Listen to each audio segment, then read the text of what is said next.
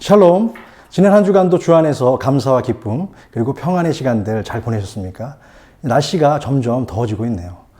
미국의 지글러라는 분이 자신의 가정에서 어느 날 가정 예배를 드릴 때 있었던 일이라고 하는데요. 그분이 자신의 아이에게 다윗과 골리앗에 대한 성경 속 이야기를 들려주는 과정에서, 얘들아, 키가 3m나 되는 블레셋 장군 골리앗이라는 거인이 있었단다. 그가 이스라엘에 쳐들어와서 전쟁을 하자고 외쳤는데 이스라엘 백성들은 골리앗이 너무너무 무서워가지고 나무 뒤와 숲 그리고 굴 속에 꽁꽁 숨었었어. 그런데 이스라엘이 바람 앞에 등불처럼 커져가고 있을 바로 그때 17살밖에 되지 않은 어린 소년 다윗이 블레셋의 거인 골리앗과 맞서서 싸우기 위해서 용감하게 전쟁터로 나갔지 뭐야. 바로 여기까지 설교가 이어졌을 당시에 지글러 씨의 아들이 갑자기 설교를 중단시키면서 이렇게 물었습니다. 아빠, 다윗이 용감한 것이 아니라 골리앗이 더 용감한 거 아니에요? 지글러는 이상해서 물었습니다. 얘야, 다윗이 당연히 용감한 거지 어떻게 골리앗이 더 용감하니? 그렇게 말하자 그의 아들은 이런 대답을 했습니다. 아빠, 소년 다윗은 아무리 작아도 하나님이 그와 함께 하셨기 때문에 나가서 싸우는 것은 당연하죠. 하지만 골리앗은 아무리 키가 크고 몸무게가 많이 나가도 하나님이 골리앗과 함께 하시지 않는데 어떻게 자기 힘만 믿고 싸우는 것이 그게 용감할 수 있다고 말할 수 있어요? 그렇게 아들의 말에 놀란 지글러 씨는 자신의 무릎을 탁 치며 이렇게 말했습니다. 아, 그렇구나.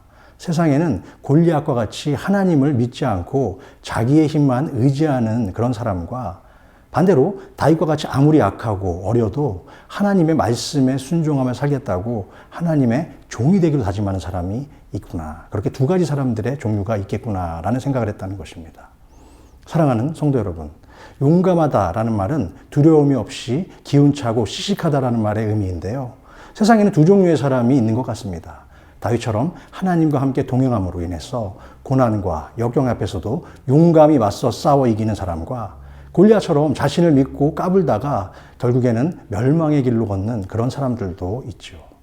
이처럼 소년 다윗의 승리는 칼과 창이 있지 않았던 것 같습니다. 다윗이 블레셋 사람에게 이르되 너는 칼과 창과 단창으로 내게 나아오거니와 나는 만군의 여호와의 이름 곧 내가 모욕하는 이스라엘 군대 하나님의 이름으로 내게 나아가노라. 그럼 이제 저와 함께 오늘의 주인공 오직 여호와를 의지하며 용감하게 거인 골리앗과 맞서서 무찌르고 이겼던 다윗을 만나러 가보실까요? 다윗이라는 이름은 사랑스러운 자, 사랑을 받는 자라는 의미로서 그는 유다 지파 2세의 8명의 아들 중 막내 아들이자 아브라함의 14대 손으로 태어났는데요. 예수님을 제외하고 다윗만큼 성경에서 많은 분량에 걸쳐서 그의 일생에 대해서 자세히 소개한 사람은 아마 없을 것 같습니다. 다윗은 유대 땅 베들레헴에서 태어났으며 양을 치던 평범한 목자에서 이스라엘의 두 번째 왕이 되기까지 그의 생애는 그야말로 하나님의 은혜로 가득 차 있었으며 하나님과 사람들에게서 많은 사랑을 받은 그런 사람이 바로 다윗이었죠. 또한 다윗은 어려서부터 들판에 나가서 양떼들과 생활하며 자랐고요. 몸집은 별로 크진 않았지만 힘이 셌고 침착했으며 기지가 뛰어났을 뿐만 아니라 책임감이 아주 강하고 성실했고 들판에서 양을 치다가 사자와 곰을 만났어도 전혀 당황 없이 그런 맹수들을 돌로 쳐 죽이고 양과 자신을 지켜낼 수 있을 만큼 용감한 소년이 바로 다윗이었습니다. 다윗이 골리앗을 무찌르기 전에 이미 다윗은 이스라엘 백성들 가운데 수금을 잘 타고 용기가 뛰어났고 용모가 준수한 자로 많은 정평이 나 있었는데요. 여호와의 신이 떠나고 악신이 든 사울 왕을 치료하기 위해서 다윗이 추천되었습니다. 이에 다윗은 사울 왕의 곁에서 날마다 사울이 악신으로 인해서 괴로워할 때 아름다운 선율의 수금을 타면서 사울의 마음을 풀어주었고 사울의 총애를 받게 되어서 왕의 병기를 드는 자, 즉 사울의 최측근 비서까지 계속해서 승진의 승진을 거듭하게 되었습니다. 이러한 가운데 블레셋의 대군이 거인 골리앗 장군을 앞세워서 이스라엘을 총공격해 왔는데요. 다윗은 우연히 아버지 이새의 심부름으로 전쟁터에 나가 형들에게 전투 식량을 전달하기 위해서 그곳에 찾아갔죠. 그곳에서 다윗은 블레셋 장군 골리앗이 감히 살아계신 하나님 여호와의 이름을 능멸하는 것을 직접 듣게 되었습니다. 그러자 그는 여호와의 영에 감동되어서 어린 나이임에도 불구하고 사울 왕을 설득했죠. 하나님의 이름으로 골리앗 앞에 나간 다윗은 물맷돌 5개로 거인 골리앗을 한 방에 쓰러뜨리게 되었습니다. 이날의 승리, 큰 승리죠. 큰 승리 후에 다윗은 사울의 장수가 되어서 가는 곳마다 승리를 거두게 되었고, 다윗의 명성은 금세 전국구가 되어서 계속해서 퍼져나가게 됩니다. 그러던 어느 날 사울 왕이 전쟁에서 승리하고 개선할 때 우연히 이스라엘 여인들, 또 많은 사람들이 노래하는 소리를 듣게 되었죠. 무리가 돌아올 때, 곧 다윗이 블레셋 사람을 죽이고 돌아올 때 여인들이 이스라엘 모든 성읍에서 나와서 노래하며 춤추며 소고와 경쇠를 가지고 왕 사울을 환영하는데, 여인들이 뛰돌며 노래하여 이르되 사울이 죽인 자는 천천히요 다윗은 만만히로다 한지라. 바로 이때부터 다윗의 극심한 고난은 시작되게 되었는데요. 다윗처럼 파란만장한 인생을 살았던 성경의 인물도 아마 그처럼 많이 찾기는 어려울 것 같습니다. 다윗은 양을 치던 목자였고 군주요 시인이었으며 용감한 용사이자 백성의 친구였고, 사울왕의 궁중 악사이자 유대 광야굴에서 지냈던 추방자요 사울왕의 사위이자 핍박을 받았던 자였습니다. 그는 여호와로부터 택함을 받아서 사무엘에 의해서 왕이 되도록 기름을 부음받기는 하였지만 사울이 죽기 전까지 왕위에 즉위하지 못했죠. 여호와 하나님께서 그를 선택하셨을지라도 다윗은 사울의 부하로서 사울에게 멸시를 받으면서도 끝까지 자신의 일을 성실히 감당해내었고, 사울의 질투와 미움을 받아서 목숨까지 위태로웠던 적도 많았습니다. 다윗은 자기의 유리방황하는 경험과 또한 수많은 고난을 통해서 몇 편의 아름다운 우리가 알고 있는 시편들을 지은 시인이 되었죠. 다윗은 힘들고 지친 고난의 현장에서 오히려 하나님의 은혜를 마음껏 누렸고 맛보았으며 여호와의 능력을 체험하며 강한 믿음을 소유한 신앙인으로 계속해서 성장할 수 있었던 것 같습니다. 제가 개인적으로도 가장 좋아하는 성경인 시편 23편의 말씀인데요. 여호와는 나의 목자시니 내가 부족함이 없으리로다. 그가 나를 푸른 풀밭에 누이시며 쉴 만한 물가로 인도하시는도다. 내 영혼을 소생시키고 자기 이름을 위하여 의의 길로 인도하시는도다. 내가 사망의 음침한 골짜기로 다닐지라도 해를 두려워하지 않을 것은 주께서 나와 함께 하심이라. 주의 지팡이와 막대기가 나를 안위하시나이다. 만약 다윗이 집안에서 온실 속의 화초처럼 곱게만 자랐다면 결코 이러한 시는 탄생할 수가 없었을 것이라고 저는 생각합니다. 물론 다윗은 완벽한 사람은 아니었죠. 해서는 안 될 큰 죄도 지었습니다. 우리아의 아내 밧세바를 범하고 충신 우리아를 사지로 몰아넣어서 죽게 만들었죠.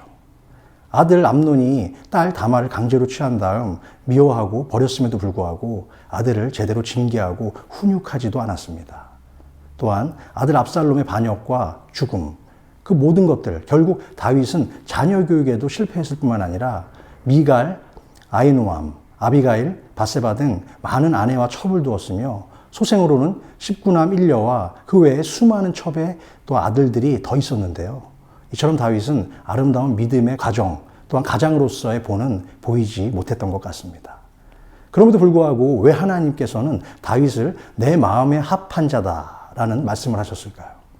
다윗이 하나님의 마음에 합한 사람이라는 평가를 받을 수 있었던 가장 큰 이유는 그 무엇보다도 자신의 삶의 주권과 모든 결정권을 자신이 아닌 하나님께 드렸기 때문인 줄로 믿습니다.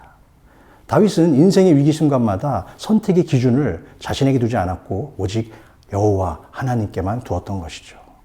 또한 다윗은 자신을 죽이려고 했던 사울을 여러 번 죽일 수 있었죠. 그렇지만 그런 가운데도 여호와께서 기름 부어 세우셨다는 이유로 함부로 사울을 해치지 않았습니다. 자기 사람들에게 이르되 내가 손을 들어 여호와의 기름 부음을 받은 내 주를 치는 것은 여호와께서 금하시는 것이니 그는 여호와의 기름 부음을 받은 자가 됨이니라 하고, 다윗은 자신이 왕으로 기름 부음을 받았기는 했지만 진정한 왕은 오직 하나님 한 분이시며 자신은 하나님의 일을 맡은 종일 뿐임을 늘 고백하였고 그 고백대로만 겸손하게 살기를 노력했습니다. 또한 블레셋이나 아멜렉과의 전투를 앞두고 전쟁을 시작할 수 있는 타당한 여러 가지 현실적인 이유들은 분명히 있었음에도 불구하고 다윗은 항상 먼저 여호와 하나님께 나와서 주님, 하나님, 제가 어떻게 처신해야 합니까? 라고 묻는 지혜의 사람이었습니다. 어떤 결정을 하기 전에 누군가에게 물어본다는 것은 무엇을 뜻하는 것일까요?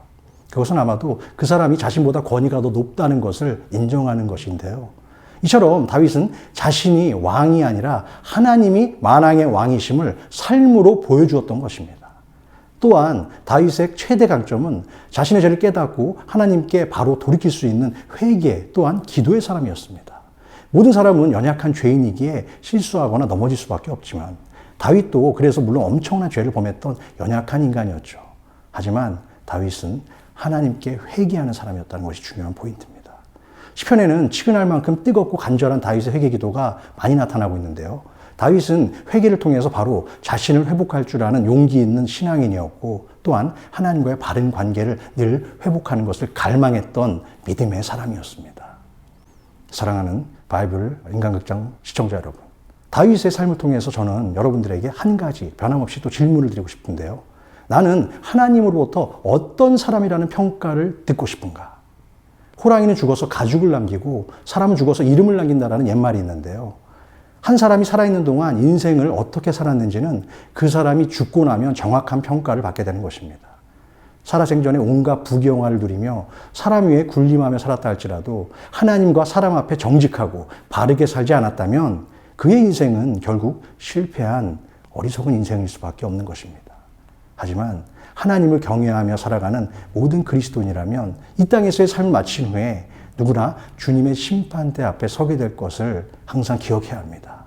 그날 바로 그 심판대에서 주님 앞에 서게 되는 그날에 과연 저와 여러분은 어떤 사람이었다는 평가를 주님으로부터 듣고 싶으십니까? 지금 바이블 인강극장을 진행하고 있는 김지호 목사도 물론 다윗처럼 내 마음에 합한 사람이라는 소리를 하나님께 들을 수만 있다면 얼마나 행복하겠습니까? 또한 그런 생각을 저는 자주 하고 있습니다. 다윗도 하나님과 사람이 보기에는 완벽한 삶을 살지는 못했죠. 하나님 마음에 합한 사람이란 완벽한 사람을 의미하는 것도 아니고 인간의 눈으로 보기에 착하거나 도덕적으로 모범이 되는 사람을 뜻하는 것도 물론 아닙니다. 그럼 하나님의 마음에 합한 사람이란 무엇일까요? 하나님께서 만왕의 왕이시자 내 삶의 주인이심을 믿고 깨닫고 나의 모든 주권과 결정권을 하나님 한 분께 내어드리며 하나님의 뜻에 순종하는 삶을 날마다 겸손히 살아가는 사람이 바로 하나님의 뜻을 합당한 사람이 아닐까요? 성경 우리에게 이렇게 말하고 있습니다. 너희는 이 세대를 본받지 말고 오직 마음을 새롭게 함으로 변화를 받아서 하나님의 선하시고 기뻐하시고 온전하신 뜻이 무엇인지를 분별하도록 하라.